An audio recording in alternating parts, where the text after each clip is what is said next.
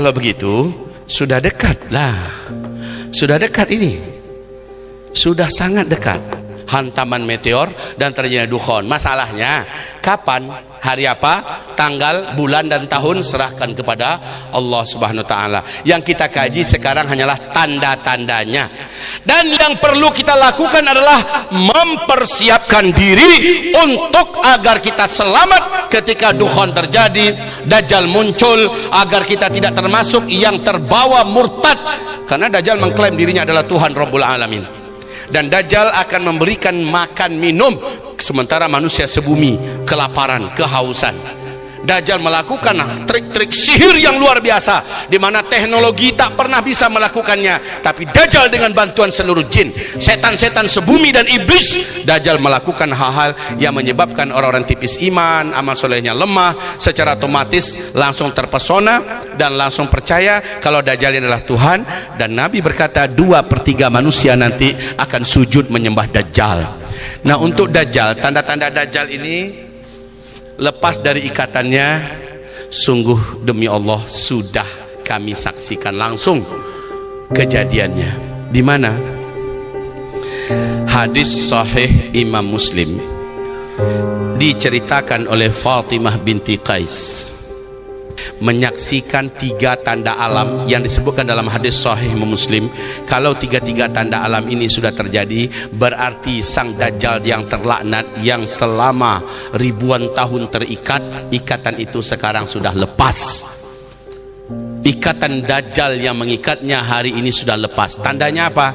Air danau Tiberias sudah susut. Ah iya Pak Kiai, Pak Ustadz, tapi kan sekarang danau Tiberias sudah kembali naik airnya. Saya kasih tahu rahasianya.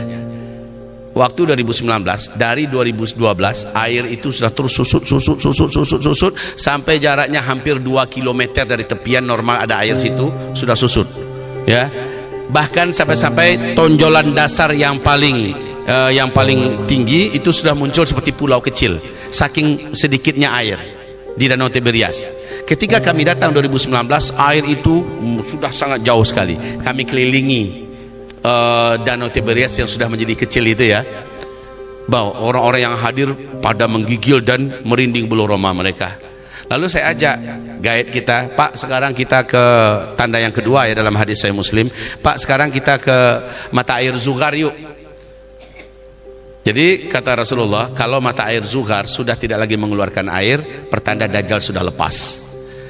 Apa kata sang guide? Ngapain kita ke sana? Kami mau menyaksikan langsung dengan mata kepala kami, apakah mata air itu masih mengeluarkan airnya atau sudah berhenti. Kata beliau, kalau begitu kemauan kalian, kami se-Palestina ini sudah bersaksi sejak 2 tahun belakangan ini, mata air Zughar sudah tidak lagi mengeluarkan air satu tetes pun.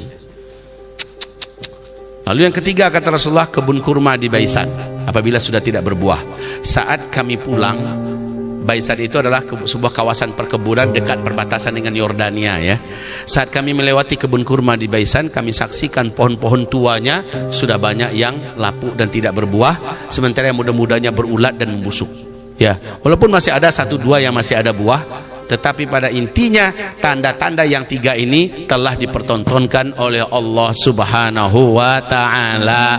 Nabi bersabda, antara Dajjal lepas dari ikat-ikatan dan belenggu yang membelenggunya dengan kemunculannya ke tengah-tengah manusia, Allah akan berikan jeda waktu 40 kata Rasul. Nabi tidak memberitahu 40 jam kah, 40 hari kah, 40 minggu kah, 40 bulan kah. Nabi tak beritahu. Hanya saja sejak Dajjal dilepaskan dari rantai-rantainya, dia langsung berkeliling dunia dan membebaskan jin-jin dan setan-setan terkuat, terjahat yang dulu dipenjara oleh Nabi Sulaiman untuk menjadi bala tentara intinya. Dan dia masih ada di balik kegelapan. Nanti setelah 40 itu dia baru muncul. Inilah dia kemunculan Dajjal pasca dukhon. Kalau dukhon hantaman meteor, penyebab hantaman meteor Arab Saudi sudah buat hari ini.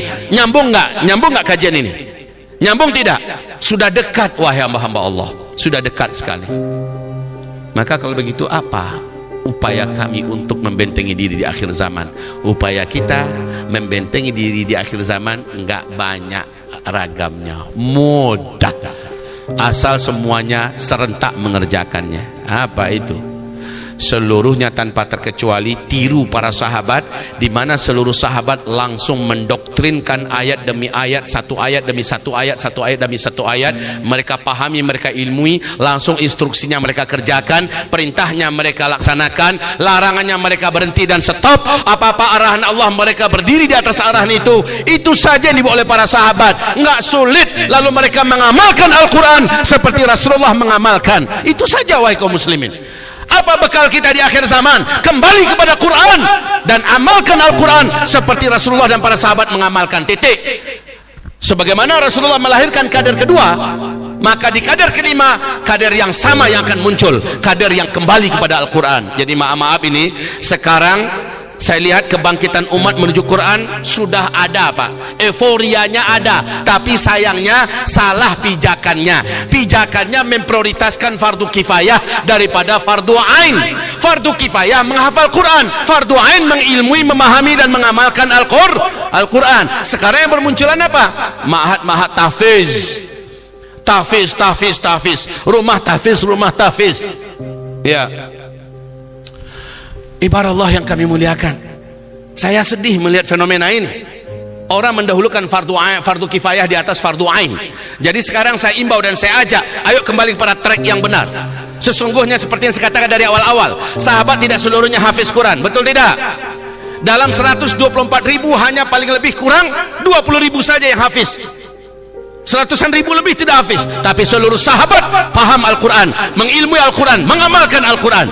Mereka bernafas dengan Al-Quran, denyut nadi mereka isinya Quran, isi kepala mereka Al-Quran, prinsip-prinsip mereka Al-Quran, akhlak mereka Quran, akidah mereka yang ada dalam Al-Quran, ibadah mereka apa yang diarahkan oleh dalam Al-Quran, persis seperti yang dicontohkan Rasulullah Sallallahu Alaihi Wasallam. Seluruh sahabat, walaupun mereka tidak hafiz.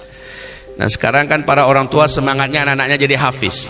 Padahal kenyataan setelah belasan tahun saya menggelimangi tahfiz Quran ini, saya dapatkan fakta yang pahit. Banyak anak-anak hafiz Quran, setelah dia hafiz, setelah itu hafalannya jadi hilang. Masuk kampus, masuk kedokteran, masuk hafalannya hilang semua. Disuruh murajaah, kembalikan lagi nggak mau. Ada anak-anak berhenti tengah jalan, baru 17, 18 sudah nggak sanggup lagi, dan setelah itu benci ngeliat Quran. Ada anak-anak hafiz Quran, Pak, tapi ibadahnya pemalas, hobi maksiat, lalai dengan game, main-main game, ya. Kemudian ada anak-anak hafiz Quran, hafizah, tapi diajak maksiat mau, diajak dosa mau. Ada anak hafizah masuk kaliran sesat. Ada anak hafizah, anak hafiz disihir kena, disantet kena, dihipnotis kena, ya, kesurupan. Padahal hafiz itu pertanda apa?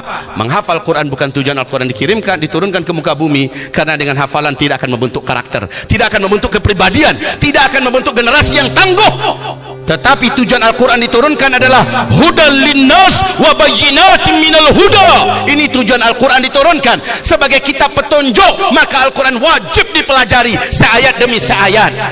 Maka seharusnya tahfiz-tahfiz yang ada segera beralih dari fardu kifayah kepada fardu ain, yaitu ta'limul Quran 30 juz fahman wa amalan, mempelajari, mengilmui isi-isi Al-Quran 30 juz secara pemahaman yang benar dan pengamalan. Setiap pesantren harusnya tugasnya kembalikan umat ini mengilmui isi Al-Quran 30 juz, dampingi mereka mengamalkannya 30 juz itu.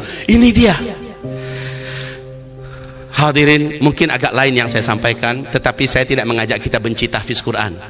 Saya pun rindu anak saya jadi hafiz Quran, tetapi setelah menjalani sekian belas tahun, kesimpulan saya adalah biarlah anak tahfiz Quran nggak apa-apa, biarlah anak menjadi hafiz Quran nggak masalah, malah itu bagus, malah bisa membela orang tuanya nanti pada hari kiamat. Tapi anak ini silakan hafiz Quran setelah dia mengilmui Al-Quran dan mengamalkannya. Setelah itu